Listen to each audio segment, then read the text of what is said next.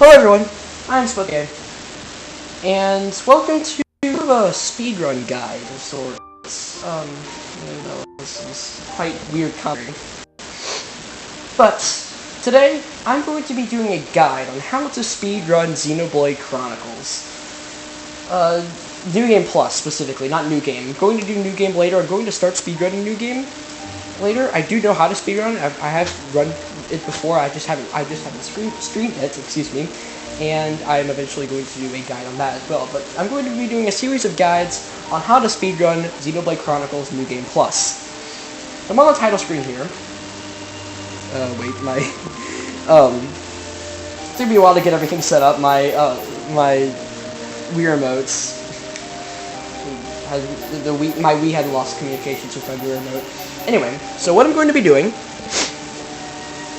is I'm going to be going step by step with each guide. I'm going to be going through a certain part of the game and showing tricks, how to the route through that area, different strategies, different ways of setting up your characters, that kind of thing. Okay, so first thing you like to do before you even start the run, this is before the run begins, you go into your game. You want to go into your game before the run begins because I'm going to be showing this slightly. The loading screen, the first loading screen you see here is typically pretty long. You see I'm waiting a while. And since the run starts, the timer starts when it says load complete, then you do have to wait through this loading screen to be able to skip the cutscene. Alright, I was just making sure I was recording. Alright. So you have to go through this part of the game. I'm going to be explaining my strategy through the prologue in a moment, but I just want to get to the part of the game where I can actually start the run. So, you get through this part of the game. Before you even start your timer, before your run actually begins, you want to go through the game, through the prologue, and past the first fights, and you want to load your game file from there. I'm going to be explaining more things in a moment, but once I actually start the run. Not a run, but the tutorial run. Okay.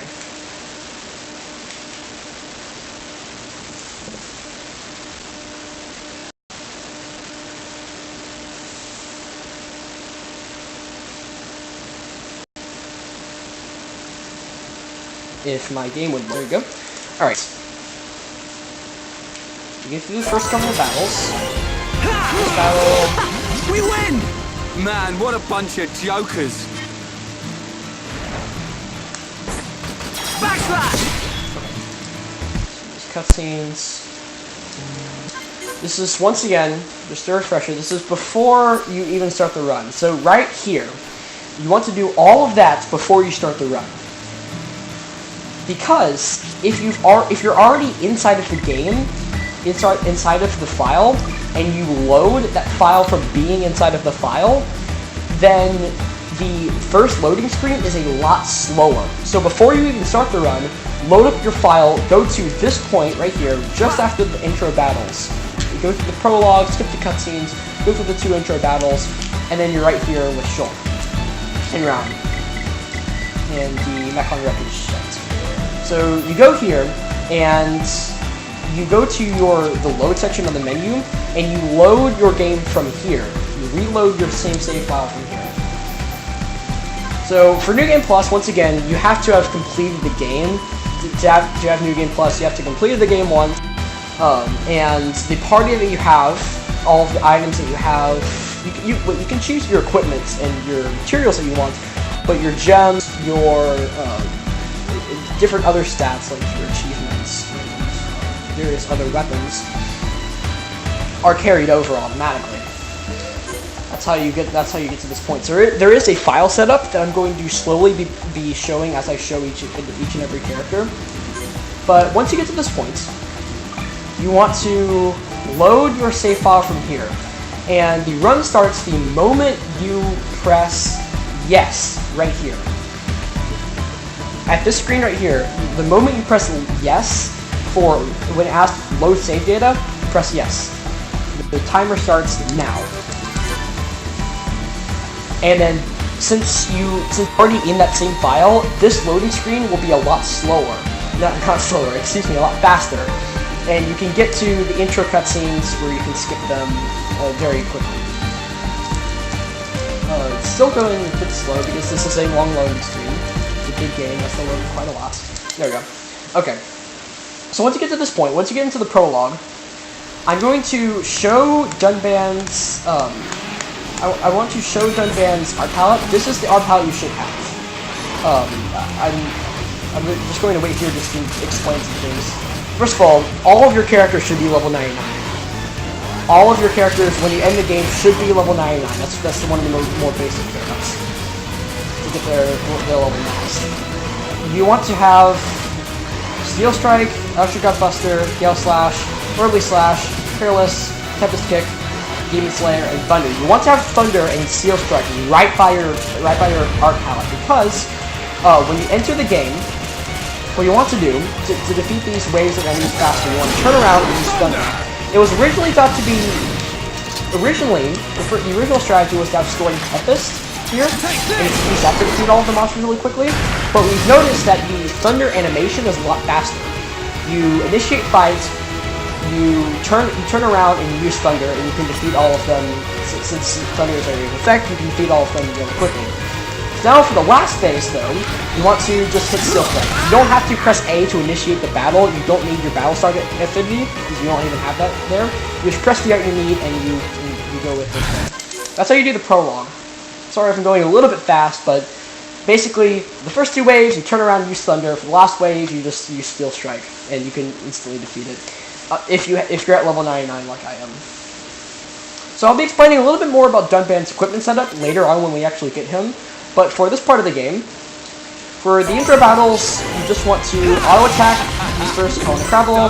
Don't bother getting the treasure chest, you don't need that. Let's keep this up. Materials, and let's use weights here, and then use backslash against that caterpillar, excuse me, not caterpillar, it's caterpillar. Skip the cutscenes, of course. So you skip the cutscenes, you pause with plus and press A. So now, Shulk setup. Shulk and Ryan setup. Typically, you would set up their equipment between those intro battles. After you finish the Colony Crabble, you go into your inventory, you go into your party menu, and you'd equip your gems. Now, I'm going to say up front, I do not have the optimal equipment setup for my characters. I'm going to say that before we even get into the run. Or before we get really far into the run guide. I do not have the optimal setup for my characters. I have some stuff that I think works. I didn't want to go through the tedium of grinding out all of the level 10 art books I need, all of the level 6 gems that you have to have the maximum percentage. Some of the top runners, if you want to be a top runner, you do have to go through that tedium of grinding all of those things out, grinding on your previous file before you finish the game to get all of the gems. To have what I have here, you have to have all of the equipment that you have on your characters at the end of the game will transfer to New Game Plus, and your gems will too. Your gems will be off of your character, so you have to re-equip them whenever you first go into the game. Once you first start out the game, after you do the first intro battle where you auto-attack, you then go into your party menu and you equip Shulk and Ryan with their appropriate gems. Because you have to re-equip them, since after the game, your gems don't save. Your equipment saves, but your gems do not. Okay, I hope I'm explaining things well enough. I'm not good at explaining things. So you of course have the Monado 3. This is the equipment setup I use as far as equipment. It's not the optimal setup. I have Lancelot, I have Rafega, I have Rondine. As long as you have each of your equipment slots, as long as you have a slot on each, you should be fine. On Rhine, same thing applies. However, you really want the Glory Gauntlets. The Glory Gauntlets are going to be extremely useful for all of your characters. Well, okay, not all of your characters. Really only Ryan and Dunban. For my setup, I only use it on Ryan and Dunban. I've seen a lot of the top players, what they do is they also have it on Shulk. For a certain period of time in the game, you have to have Fall Defense, but after a certain period of time, you do, and then you can switch it over to the Glory Gauntlets. I'll explain that later. But for my setup, I have Glory Gauntlets equipped on Dunban and Ryan. Glory Gauntlets are a unique piece of equipment that already have haste 6, which gives you 45% haste And what that does is that increases the rate at which your auto attack, at which your characters auto attack. So it increases the rate at which they do damage. Also for Ryan, you really want to have on Ryan, Dunban, Melia, and Charla as well. You want to have it on those 4 characters, since Shulk can do that. On Ryan, Dunban, Melia, and Charla. You want to have Machina equipment. Your characters need to be able to attack Mechon without the need for enchant. You need to be able to do it naturally. And the best weapons to do this is with the Machina equipment. Make sure each Machina equipment you have is the best that you can possibly have, and that each of them has 3 slots. Now, a little bit of fluctuation here. On Dunban, I have a Machina Sword 3 with only 2 slots, but on Ryan, you're supposed to have one with 3 slots. On Ryan, I have a Machina Garter 3 with 3 slots. You're supposed to have your equipment with 3 slots. Try to get that if you can. Okay, so that's as far as equipment. As far as gems go, on Shulk, you want to go through your gems a little bit easier. You want to press Y and separate them by rank. Not only does it separate them by rank, but it also separates them by color as well, and by what they increase. So you have all the strength together, all of the reds together, all the yellows together, all the oranges together, and then you have it go down by rank. You have 5 reds, which you're not actually supposed to have. The optimal run has all level 6 and all maximum increase, which means that it's a level 6 gem that increases it by the maximum a gem could possibly have, possibly increase that thing with. But I was to level 5 because I did not want to go through the tedium of grinding out some of those gems. So on Shulk, on his weapon, I first equip First Attack Plus. Very useful to have. First Attack Plus 6. So it's pretty self-explanatory what that does. Then I have Attack Stability 6 and Attack Plus 6. What that does is Attack Stability will increase the your minimum auto attack damage, since with auto attack you have a range of damage. Attack Stability will increase your minimum auto attack damage, and Attack Plus will increase your maximum auto attack damage. So with that, Shulk will be doing a lot more auto attack damage overall with both of these pieces of equipment on. Excuse me. As far as his equipment go, I have Strength 6. I have a maximum strength with those. On the gauntlets, I always have my fall defense right here. Because typically in a run, you would have an extra pair of glory gauntlets, which I still need to get. I don't have one for Shulk. But typically you would have your fall defense on Shulk on his gauntlets, because you only need fall defense for a certain time in the game. That's at the Ethan line. After that time in the game, you can switch those gauntlets over to glory gauntlets, because you don't need the fall defense anymore. But I don't have an extra pair of glory gauntlets, so I just stick with fall defense the entire game. So you have fall defense, Earth Cloak, that basically increases the chance that other enemies that are on the ground, other ground enemies, will see him, so you can run past them a little bit faster. So I'll switch to around. And then the last one has to be Quick Step 6. For Quick Step, you have level 6 and maximum Quick Step, which is 25%. So I have that on Shulk. This is my Shulk setup. This is my Shulk gem setup if you need to copy it. So all around, the equipment I have, you have a slot on every one of them, and then you want to be level 99, and then have these gems. Okay, that's Shulk. Now for Ryan. The gem setup on Ryan is on his weapon. I begin with an back attack plus 6. Then I go to an attack stability, and attack plus I just always do. Back attack plus is pretty self-explanatory. Excuse me, you go to that. So then you go to your slot, you equip strength, and more strength. He already has haste, you don't need to equip anything there. You want to equip a quick step onto him, because for the really late in the game, you're going to be playing as Ryan for a pretty good chunk of the game. After Shulk, this is spoilers, excuse me. After Shulk dies, after the Mechanis Core, you'll be playing as Ryan for the rest of the game. since it's quicker to just play as Ryan rather than switching over to Shulk after he comes back. So I have maximum quick step on him as well. And then for my last slot, I have Initial Tension. Initial Tension is just a good thing to have. It increases it's pretty self-explanatory that it gives him a boost in tension at the very beginning of the battle, and it's just good to have because he can do all around more damage with Initial Tension.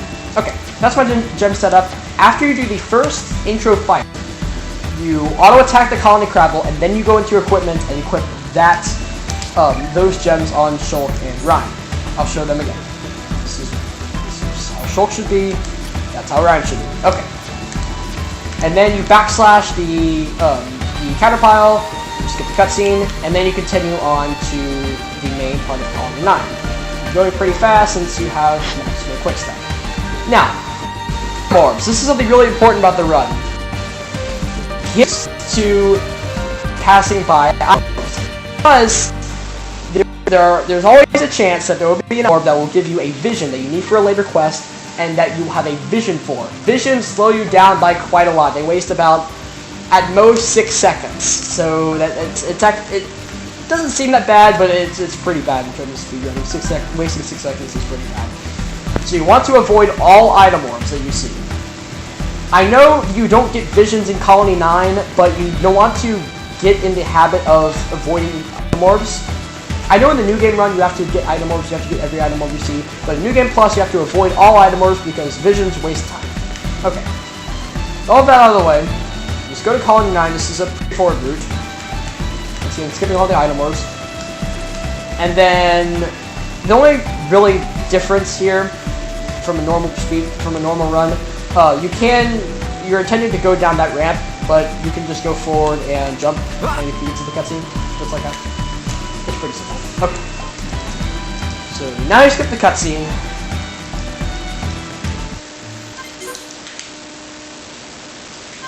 And you're now Shulk. One thing you probably need to memorize, what I just did back there, occasionally whenever a party member leaves, there will be a menu that will come up that you can either press B to exit the menu or X to go into your party menu. You need to memorize at what times in the game do you need to press B. Because if you press B on times where you don't need to press B, you will jump, and that will waste about half a second.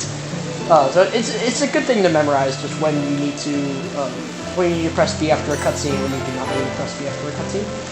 So you play as Shulk, and you run over to the military district.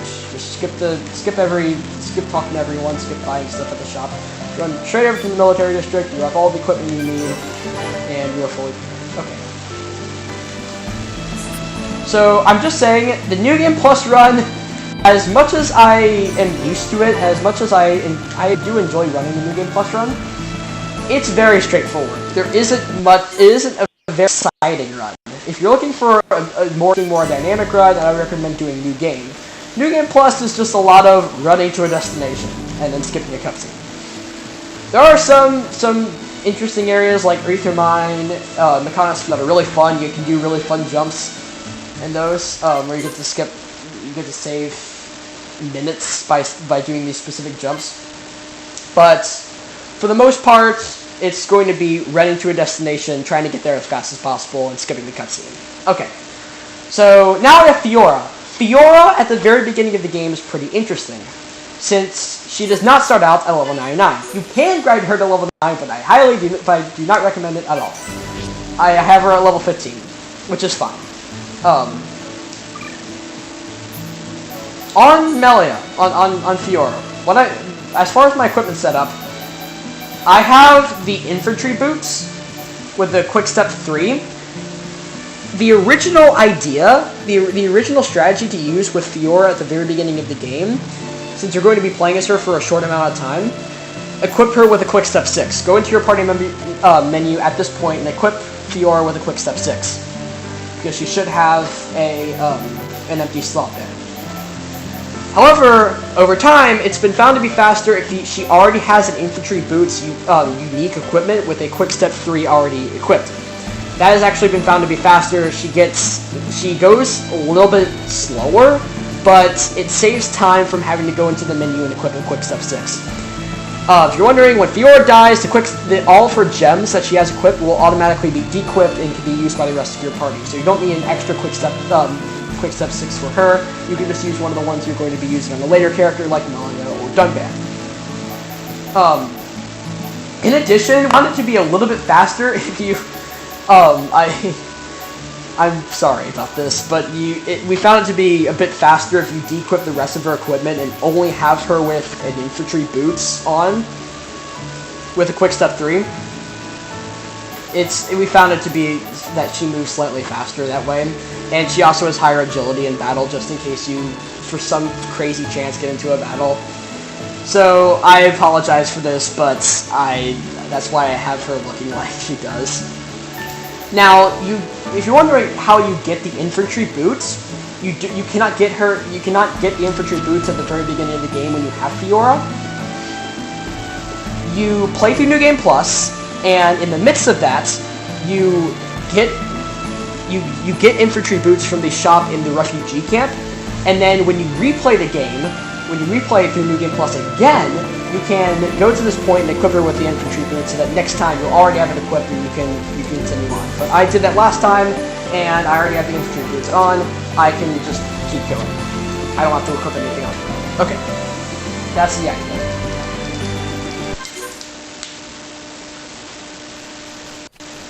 Alright, so you play as Fiora, and you go to Outlook Park.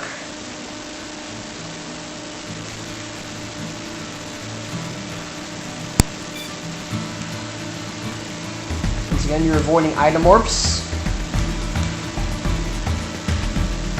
She's moving a little bit slower here than if she did with a quick step 6, obviously, but it's faster since you don't have to go into the menu and equip the quick step 6 under her. You already have your infantry boots equipped with a quick step 3, and she can move fast already. Okay.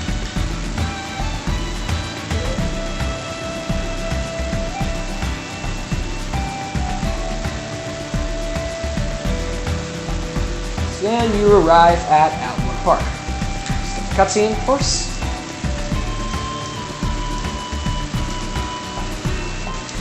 What I like to do, what you're hearing right now, is me pressing plus and A over and over again until the cutscene pops up.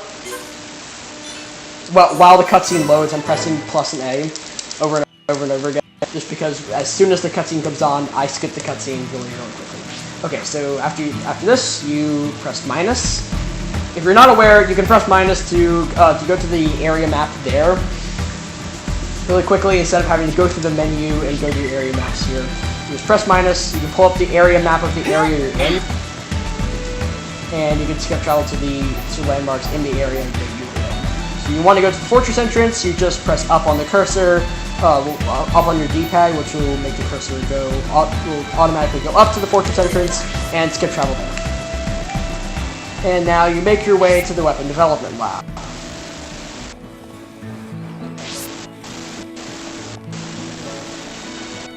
Okay. Here, and now we reunite with Ryan. Go ahead and start spamming plus and A. You can go ahead and skip the cutscene.